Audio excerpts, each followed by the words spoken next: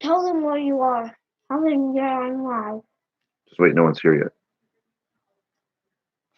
How do you know no one's here? This will tell me if someone's here. Okay, you have to introduce me and Ellie. Don't worry, we'll get And- there. And then As soon as we have someone to introduce you to, we'll introduce you.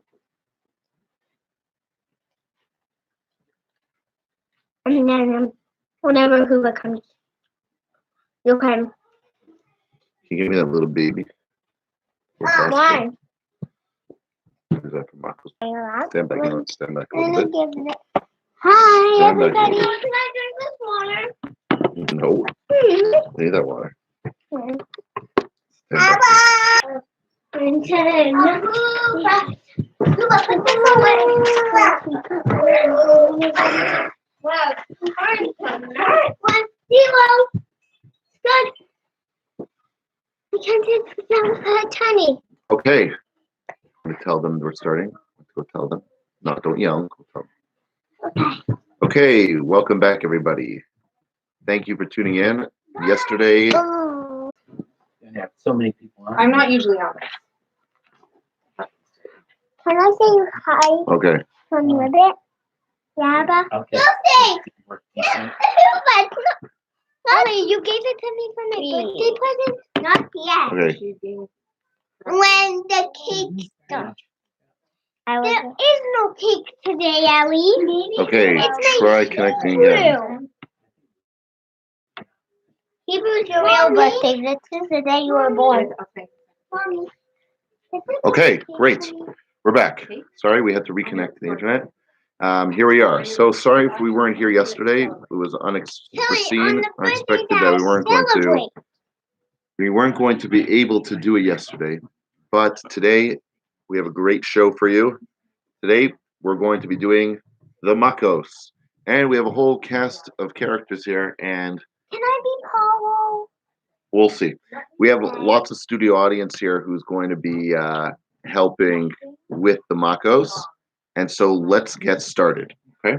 You have a seat, and I'll call you up when I need you. Okay? You need to No problem. introduce us. And what's her We'll make some name? introductions. No problem. All right. Introduce us. What's her name?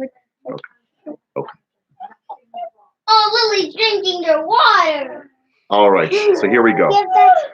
We have been talking about. Wawa. Shh, have a seat. Have a seat. Have a seat. Okay.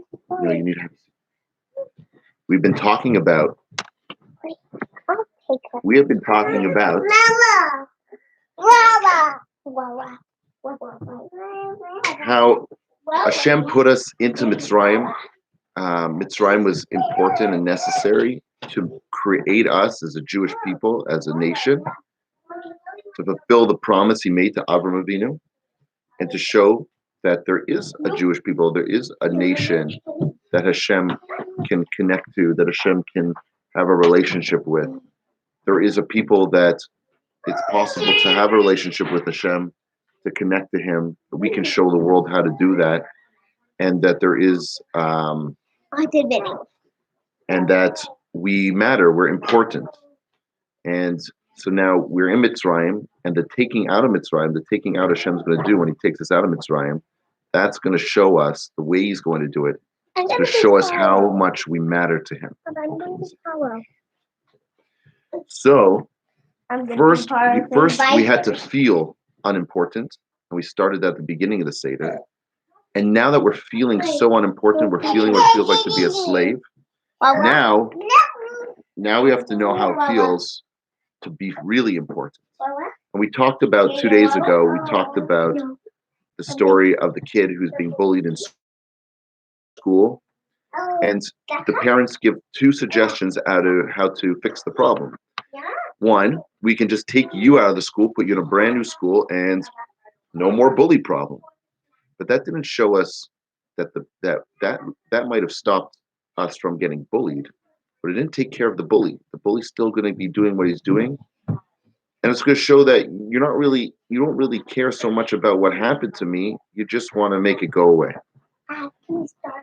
Unlike the second option, whereas not only are you going to stay in your school, we're going to take care of the bully, and whatever the bully made you do, we're going to do that back to the bully. That means that we paid attention to what happened to you. We cared about everything. We cared when that bully hurt you and specifically what he did to you, and we're going to pay him back for that. And that's what Hashem did to the Mitzrim. So at this point of the Seder, we go through the MAKKOS and we talk about all the things that Hashem did. And we talk about how many things there were. We go into as much detail as possible, because the more we go into detail, the more we see how much Hashem cares about us, how important, and therefore how important we are to him. So we're going to go through each of the MAKKOS and go as much detail as we'll allow for today. Hopefully we get through all of them, and you can bring the insights and the things that we talk about and show today. You can bring it to your Seder if you want. Again, the more we're going to talk about the Seder, the more important you're going to feel. So, without further ado, let's introduce some of our cast and characters here. First, we have our assistant Ahuva. Power. She'll be playing Paro. Wave, say hi, I'm Paro. Hi, I'm Power. Okay, that's the Paro voice. We have Tilly here. Tilly's going to help assist in the MAKKOS. She can be an extra and in all sorts of, she can help with all sorts of different MAKKOS. Okay, great, perfect. Yeah. Well, Moshe and Aaron, Moshe is sent by Hashem to go free the Jewish people. Free them, take them out, and you're not just going to take them out. This is very important. You're not just freeing them. You're taking them out so that they can come and have a chag for Hashem. Oh, okay, we have a frog here too. 1 second. Okay, this is Ellie. Say whip it, Ellie. Whip it. Okay, we're going to call on him very soon. You're not just going to take the Jewish people out, just kind of let them go once they get out of Mitzrim. They're like, okay, so now what? But you're actually gonna bring them to me, and we're gonna start building a wonderful relationship with Hashem, and that's gonna start with the Torah. Very soon, I'm gonna call you, okay? And Paro, so Moshe goes. He's assisted by his brother Aaron, his older brother. 1 second, not yet, in a moment. And they go to Paro and they tell him, you gotta let the Jewish people go. And he says, no way. First of all, I'll tell you when to. First of all, I've never. Yes. Oh, well, yeah, Paro. Come down, Paro. No, also me. Okay, you're going to be Aaron. Stand here. No, I don't. Oh, you want to be Moshe? Yeah. Okay, I come. have the frog. Oh, in a minute. Beard. Okay, come in here for a second. Okay. With her Moshe beard. Okay, what do you say to Paro? Let my people go. Your people or let which people? Hashem's people go. Hashem's people go. No. I will not let him go. Them go. No. I will not let them go. Paro liked to sing all of his answers. Okay, great. So Hashem says, here's what you're going to do, Moshe. Okay, come here, frog. Ribbit. Okay. Shh. Moshe, this is what you're going to do.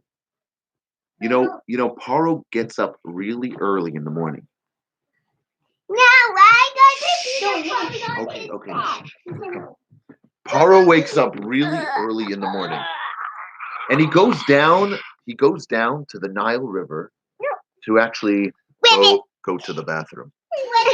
He didn't want anyone to know that he didn't want anyone to know that he went to the bathroom, because that would make him look like an ordinary person. He had all the people in Mitzrayim thinking he was a god. Hello, why are you frog? So he went down early in the morning. To me? And Moshe met him there with Aaron by the edge of the river. I am a frog. And they said, Ribbit. because you're not going to you need to let the Jewish people go. And to show you we're serious, what are we going to do? Let Hashem's people go.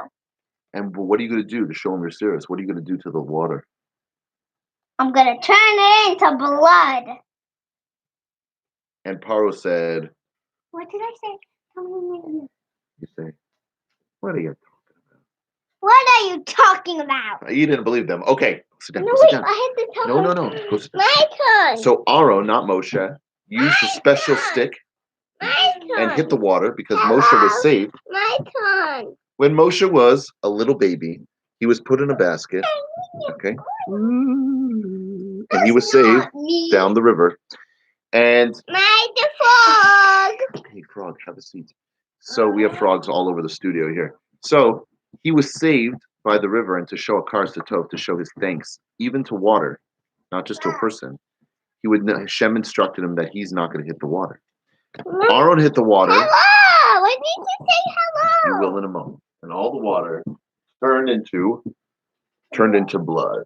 Wait, let's see if we can do an effect here. Okay, let's see if we can do an effect. Okay, and the water started to turn to blood. There was just blood everywhere. Okay, it was bloody everywhere. Now you have to understand that the Nile River fed and kept alive the entire country of Mitzrim. All the food grew from the Nile River. Everything, all the drinking water, all the food for the plants and the crops and the food, all came from the Nile River. So when the Mitzri went in the morning she went on down to take a drink. I take it. He took out his cup. I take it, Abba. He took out his cup and he went to dip it down into the water. And when he picked it up, Can I be the Jewish he went person? to drink from it. And, no, I'm the Jewish person. Yeah, take a drink of that blood. Take a drink of that blood. Oh, yeah. Oh my gosh, what's going on with the water today? Someone not clean it today? Oh, it's terrible. Let me get another cup, and they went down for another cup, and that's my turn. Still blood. Oh, still blood. Yes, in a minute. Oh. I'm going to drink that water. 1 second. Guys, stand back. Okay. Blood. Drinking only blood, and blood's not very good if you're thirsty. Have a seat, please, until I tell you to come. Lily threw them. Wait a second here. The second she came up to say, Okay. You take her Can home. I walk you? All right. So, blood is a terrible thing to drink. And not only that, please, guys, have a seat, and I will call you up when it's your turn. I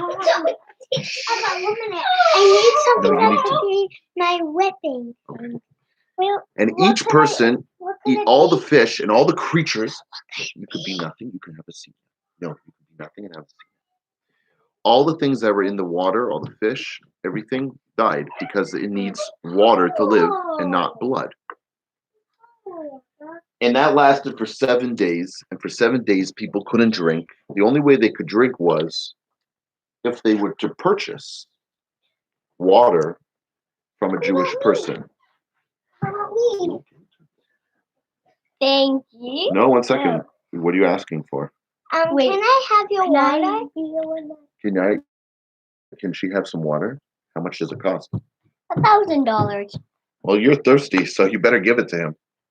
And there you go. Fresh, clean water. All right. No, you can't drink that. No, the baby put her mouth all over that. Okay. Well, after that ended, was Paro going to let them go? It was nothing. That was easy. No, After all, no. I will not let you go. Okay. No. I will not let them go. After all, Paro had all the money in the world, so it didn't really matter to him. Now the frog. But next came the frog. Ribbit. From the Nile. Out from the Nile River. No, you don't need a stick for whipping. No, you need to be listening. Out from the Nile came, 1 second, came a giant frog. Wait, stand back. A giant frog. Unlike anyone has ever. It was enormous.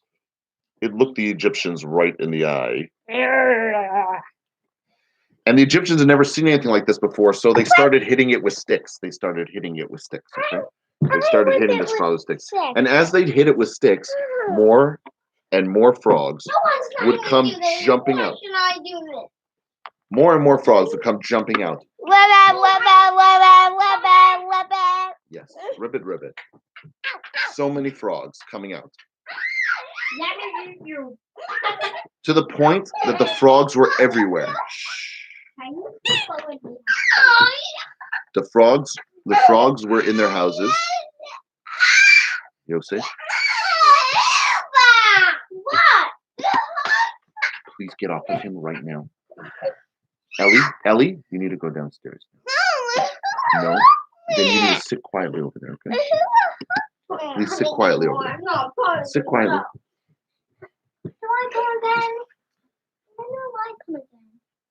When I tell you to. There were frogs everywhere. Not only the frogs in the street and on the houses, and if you had a car back then, somehow it was in your car. The rivetons. But the frogs were in your house. They were in your clothes, in your bed, in your toilet, in the bowl they made bread in the ovens. The frogs even leaped inside the Mitzrim, inside their bodies, and were croaking inside all day and all night. Until it was too much, and Paro asked Moshe to make it end. And all the frogs died. And the frogs, the stink, soon. And the stink that came from the frogs was terrible. Ellie, please, you need to listen to what I'm telling you. The stink that came from the frogs was terrible. Come here, come. After that came Keenum. You want to help with Keenum? Yeah. Okay, grab those ones for Keenum over there. Me? Yes, now the lice. Now, up until this point, Paro was not impressed. He would have his magicians. He would say, magicians, make the makkah just like Moshe did. Make the makkah just like Moshe did. And they would try. But when it came to Keenum, the lice that would crawl all over them. Come. Oh my gosh. Oh, you got the Keenum crawling all over you. Okay? I'm Moshe. Mitzrim. I'm Moshe. Could the sorcerers or Paro? Could the sorcerers stop and make? Could the sorcerers do what Hashem had done? The answer was no, because Keenum are so small. Apparently, only Hashem has control over. Well, there might have been giant Keenum. You know, lice can grow pretty big. It's pretty disgusting. But the earth itself, the dirt on the ground, up until 3 feet, that means up until like your waist, was all lice. So when you go onto the street, you kind of sink into the dirt. But it wasn't dirt. It was just lice, bugs crawling around all over you. So itchy. Probably carrying diseases and things like that. So you'd get terribly sick. It was horrible. Me. I'm like. Then after Keenum comes the makkah of. I said no. After Keenum comes the makkah of Aro. So this one? Aro, the wild animals. Let's bring out the wild animals. Okay, introducing the wild animals. Bring out the wild animals.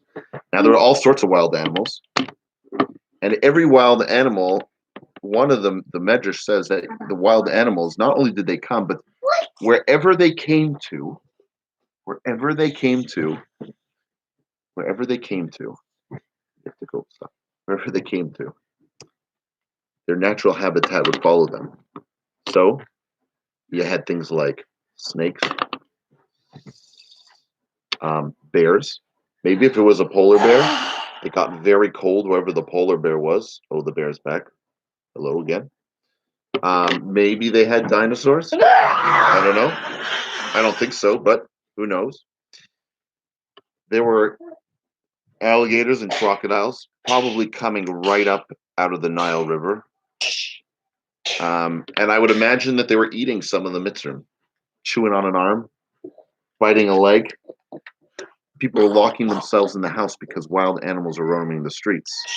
It was really, I would imagine it was really, really scary, especially if there was like an octopus coming up into the streets, okay, climbing over houses, that would be pretty frightening. And your neighborhood would be underwater for the time being. All sorts of wild animals. Those two had to leave, but Hashem didn't kill them. And Hashem didn't kill them like the frogs. Hashem had them totally disappear. He didn't want the Egyptian people to benefit at all from any of the dead animal skins and the furs, because you can make some nice clothing and things like that out of the furs and the skins. So the animals totally disappeared. Get that off the floor. Then, after Arav came Dever. And all the animals, if they were left out in the field, they didn't put them inside their houses. Yes, everyone can come do their best Dever impersonation. If you're an animal, you could be a sheep. 9. Oh my gosh. Paro, your animals are outside, are dying everywhere. No, Paro's animals were. Okay. Oh, that is the saddest sheep death I've ever seen. Okay. It was terrible. But if you had put your animals inside, they would have been protected. Then came Shrin. No. Shrin. All over my face. Oh, yes. Oh, wait. What is this on your... 1 second. Wait, look at me. Look at me. Wait, look at me. Oh, there's something on your face. Oh, it's disgusting. And it looks like it hurts a lot. Yes, it itches a lot. What's on your face? What's on your face? Oh. It's corn. It's corn. Oh, a few. Just corn. Oh, People had terrible boils all over. Now, imagine if you have a cut, a really bad cut or blister. Imagine you have a terrible blister. If anyone's ever had a blister before, it stings a lot. Yeah. Now imagine if that blister stung 100 times as much and wasn't just in one place, but was all over your body. Yes, the Egyptians were suffering terribly.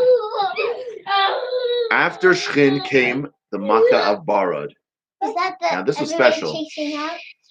No. Moshe drew a line on the wall in Paro's chamber room, in his throne room. I didn't sit And on he said, it. when the sun reaches this mark, on the wall exactly here, a terrible new Makkah is going to come that no one had ever seen before. I mean, people had experienced boils, lice, wild animals, bloody water. Okay, maybe not safe drinking water. Frogs, maybe not like that, but they've experienced nuisances like frogs. But no one will have experienced what was about to come in Barad. For you see what happened. A terrible storm came in over the Mitzrim. And it started to hail. Giant pieces of hail. And inside the hail was fire. So what happened is these giant... Now, if you've ever been in a tornado or ever been in a giant hailstorm, because there's hail out, when a tornado comes, it's followed with hail. You can get pieces of hail like this big, and they hit your car. They're going to leave huge dents in your car. Now imagine giant-sized pieces of hail flying down from the sky. They'd smash through a building. It was like a missile. It was like a missile or a rocket. Smash through a building and then explode open, and the fire would come out and start burning the building. Okay, so we're gonna have Tilly help us here. 1 second, stand here. Okay, we set up a little scene here of the city of Mitzrayim. We can see in front of me, almost like we're reporting live from outside Mitzrayim, and it appears to be hailing giant pieces of hail.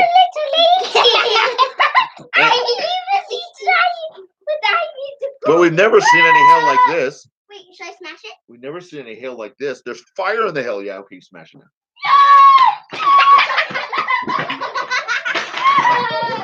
It almost hit me. I'm safe. Now, you can imagine. You can imagine that many parts of Mitzrayim were totally destroyed. Put the hair on me. More importantly, because you can always rebuild a house, especially the houses in Mitzrayim. But any crops, the food that was in the fields, growing in the fields, many of the foods like the wheat, barley that was just had finished ripening, was smashed and obliterated and burnt in the field. The food in Mitzrayim had now run out. There was no new food coming in. Just some of the food, like the flax and some of the other ones that were not yet ripe, were still soft enough to withstand the blow of the barad. But a lot of the food had been destroyed. All that was left for the next makkah, the makkah of arba. What's that? I'm doing makkahs. No, I'm Polo. An Egyptian farmer is out in their field looking at the crops they have left. It's a good thing that we grow that stuff that hasn't ripened yet. Otherwise, it would have been destroyed in the Makkah Barad, all that hail. So it's a good thing we have food that's still around. What's that? I don't know, it's a bug. Oh, cover this with a bug. Oh, gosh, it's a bug. Cover this with a bug. The Egyptians would look up at the sky, and a huge dark cloud, blacker than anything they've ever seen, was moving across the sky. It was coming in on a fast wind. And Arba came in, the locusts came in, and covered the land, literally like a blanket over the entire land. The whole place, all the fields, the houses, the people, if you were outside, were covered in locusts. I want food! No, I don't. Covered in locusts. What's Okay? that? Totally covered. Cover me in locust.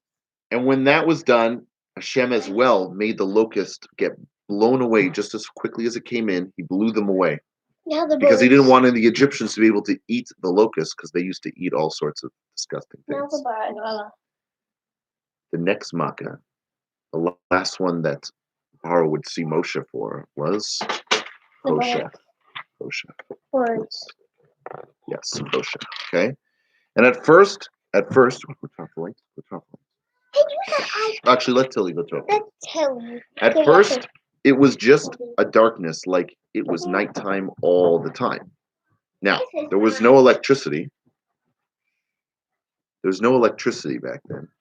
So you need to use candles. And if it's going to be black for 3 days, like night outside, you're going to run out of candles very quickly. You're not going to be able to really do anything. But after the first 3 days are over, a different type of blackness crept in.